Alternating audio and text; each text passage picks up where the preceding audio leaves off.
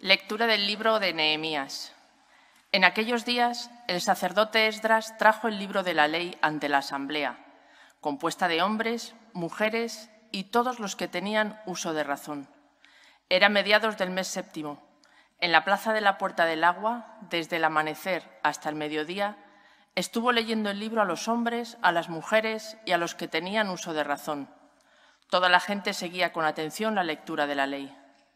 Esdras, el escriba, estaba de pie en el púlpito de madera que había hecho para esta ocasión. Esdras abrió el libro a la vista de todo el pueblo, pues se hallaba en un puesto elevado, y cuando lo abrió, toda la gente se puso en pie.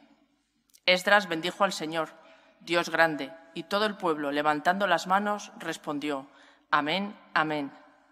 Después se inclinaron y adoraron al Señor, rostro en tierra. Los levitas leían el libro de la ley de Dios con claridad y explicando el sentido, de forma que comprendieran la lectura. Nehemías, el gobernador, Esdras, el sacerdote y escriba, y los levitas que enseñaban al pueblo, decían al pueblo entero: Hoy es un día consagrado a nuestro Dios, no hagáis duelo ni lloréis. Porque el pueblo entero lloraba al escuchar las palabras de la ley. Y añadieron: Andad, comed buenas tajadas, bebed vino dulce y enviad porciones a quien no tiene, pues es un día consagrado a nuestro Dios. No estéis tristes, pues el gozo en el Señor es vuestra fortaleza. Palabra de Dios.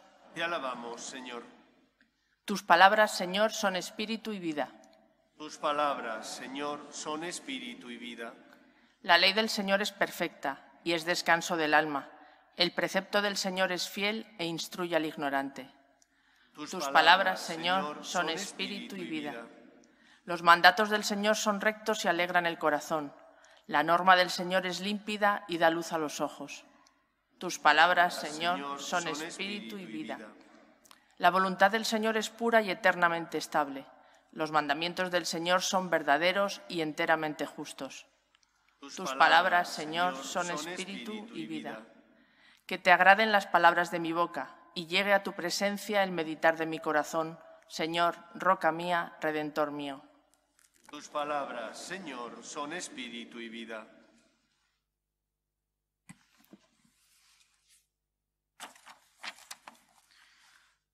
Lectura de la primera carta del apóstol San Pablo a los Corintios.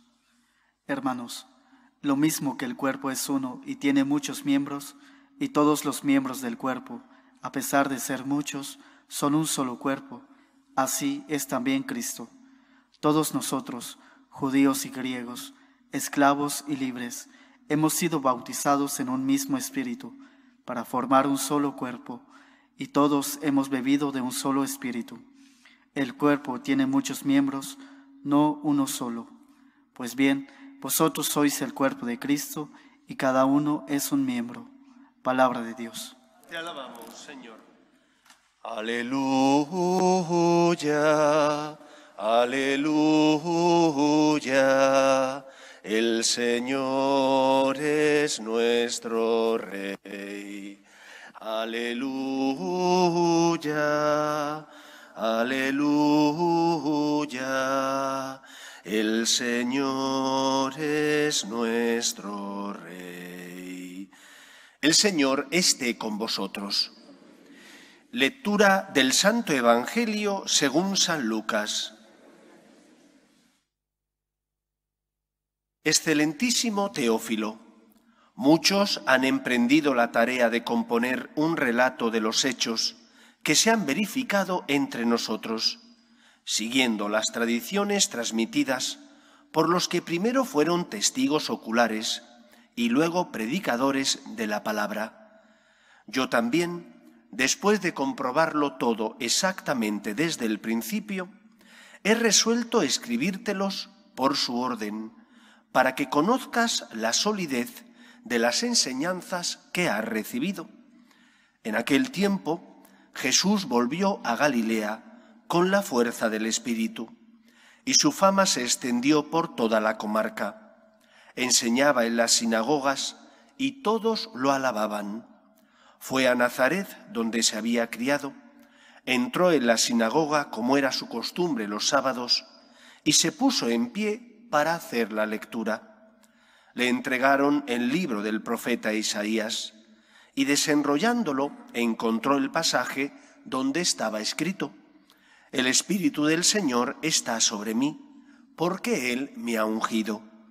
Me ha enviado para anunciar el Evangelio a los pobres, para anunciar a los cautivos la libertad y a los ciegos la vista, para dar libertad a los oprimidos, para anunciar el año de gracia del Señor.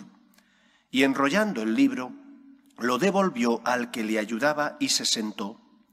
Toda la sinagoga tenía los ojos fijos en él, y él se puso a decirles: Hoy se cumple esta escritura que acabáis de oír. Palabra del Señor.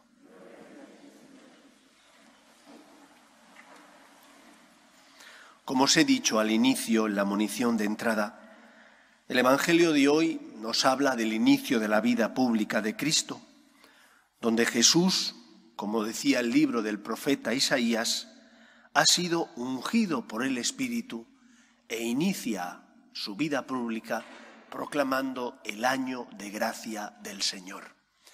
Lo primero que nos enseña, por tanto, el Evangelio es que la Iglesia, constituida por hombres, no está dirigida por los seres humanos. Si estuviera dirigida por los seres humanos, hace ya tanto que habría fracasado y habría dejado de existir. Como pasan los imperios, así habría pasado con la Iglesia. Todo lo que es humano es caduco, es finito.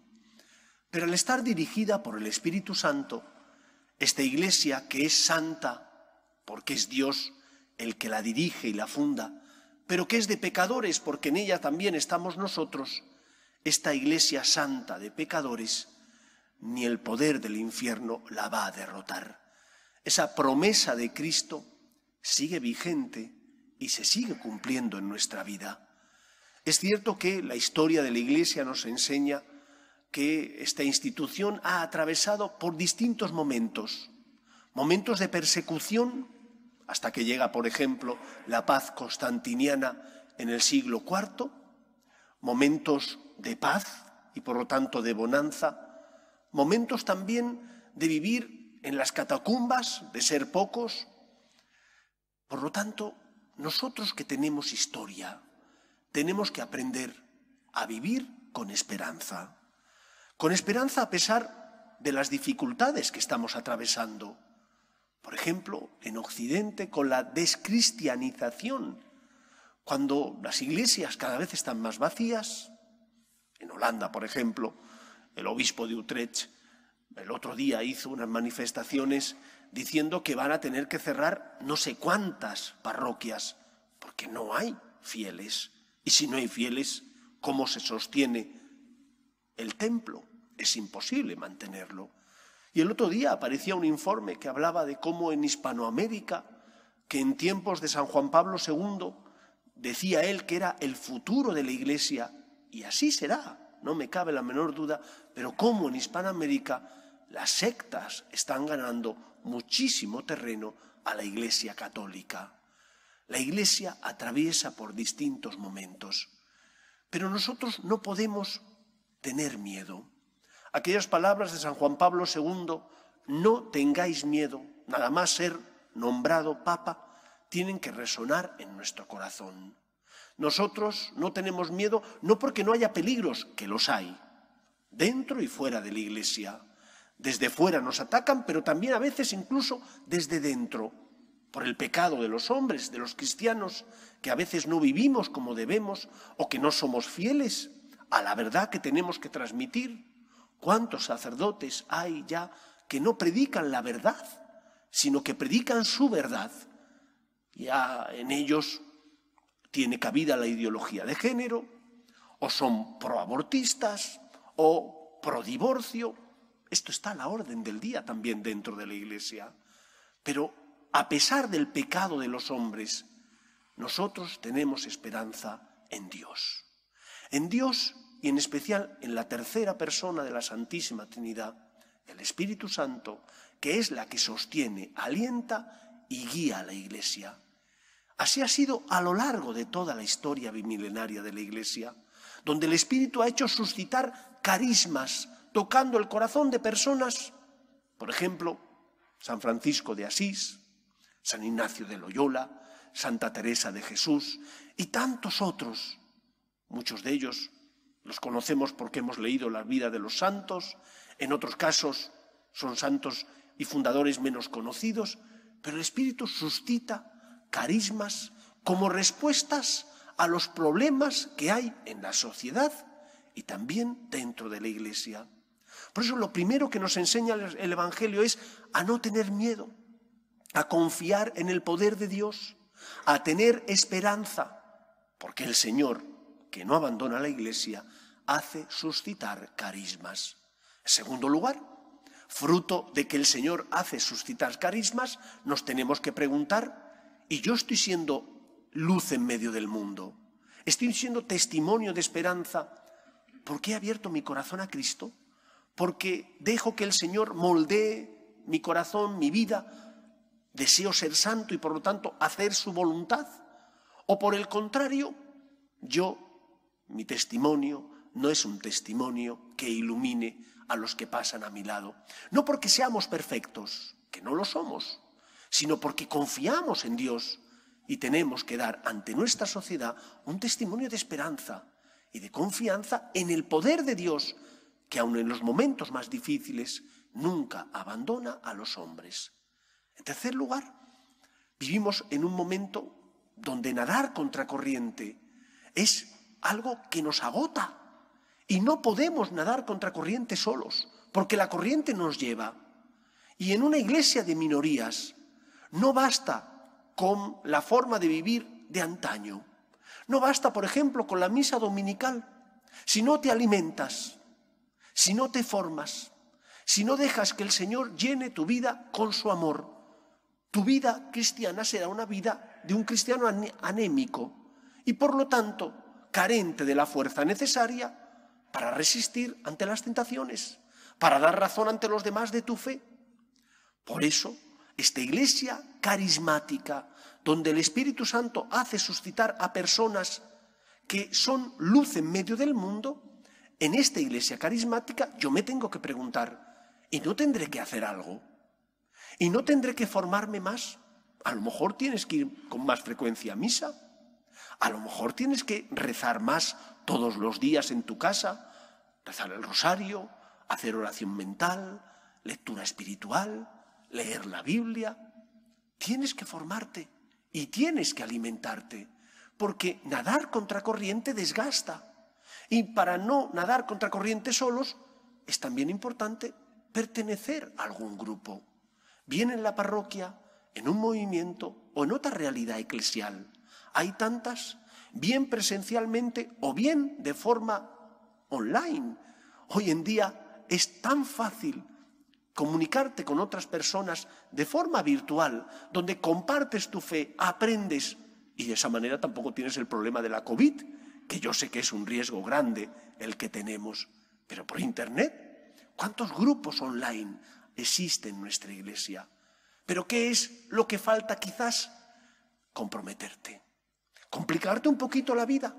Si te complicas la vida y recibes el alimento necesario, será fácil que con la ayuda de la gracia de Dios seas más fiel a la vocación a la que el Señor te llama. Será mucho más fácil que con la ayuda de la gracia de Dios puedas resistir a la tentación porque haces más oración, porque te confiesas con más frecuencia, porque te alimentas y formas tu fe y no tienes el traje de tu primera comunión, que ya no te coge. Has crecido y tu fe también tiene que madurar. En segundo lugar, el Evangelio de hoy nos habla también de cómo Cristo, que inicia su vida pública llevado por el Espíritu, cómo Jesús proclama el año de gracia del Señor. ¿En qué consiste el año de gracia del Señor? Porque Jesús hablaba para judíos y no podremos comprender lo que significa eso si no nos vamos a la mentalidad judía. Según la ley sacerdotal, cada 50 años el pueblo de Israel vivía el año jubilar, el año de gracia del Señor. Y cada 50 años, en ese año jubilar, las tierras que habían sido sustraídas a personas que tenían deudas, se les devolvían. Los presos que estaban en la cárcel y no habían cometido delitos graves eran absueltos y salían de la prisión. Y, aunque parezca extraño, el pueblo de Israel durante todo ese año tenía prohibido cultivar la tierra. ¿Por qué tenía prohibido cultivar la tierra? Porque el Señor se comprometió a que Él haría germinar la tierra para dar de comer a su pueblo. Y era un acto de fe, y lo hacían, y lo vivían. Jesús viene a proclamar el año de gracia del Señor, que no consiste en sacar a los presos de las cárceles, sino en que nos libera del pecado. Viene a proclamar el año de gracia del Señor, que no consiste en no cultivar el campo, eso lo hacían los judíos, sino que consiste en que el Señor se te entrega como alimento. Él es la vida, Él es aquel que llena tu corazón de esperanza, de consuelo. No te quita los problemas, pero te consuela, te da su amor y su misericordia. Y con ello encuentras sentido, a pesar de las dificultades de la vida, encuentras sentido a tu existencia. Por lo tanto, Jesús viene a reconciliar al hombre pecador con su Padre Dios. Nos eleva a la dignidad de hijos para que podamos disfrutar como hijos adoptivos de los derechos que tienen los hijos, aquellos derechos que el Señor quiere concedernos. Viene a compartir con nosotros su amor, viene a injertarnos en la vida divina. Por lo tanto, vivamos como personas con esperanza, de esperanza porque hemos conocido el amor de Dios y sabemos que donde abundó el pecado, sobreabundó su gracia y su misericordia. Que el Señor lleve a cabo en nosotros, porque le abrimos el corazón y creemos en Él, la obra de la salvación, ese año jubilar, el año de gracia del Señor.